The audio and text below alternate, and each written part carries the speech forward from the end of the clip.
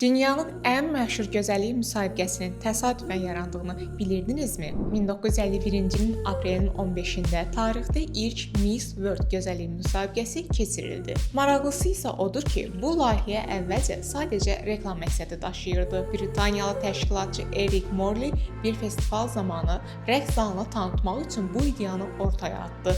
Lakin gözlənilmədən müsabiqə böyük bir maraq doğurdu. O dövr üçün cəsarətli sayılan bir detal da var idi. İştirakçılar səhnəyə çimərlik geyimində çıxırdılar.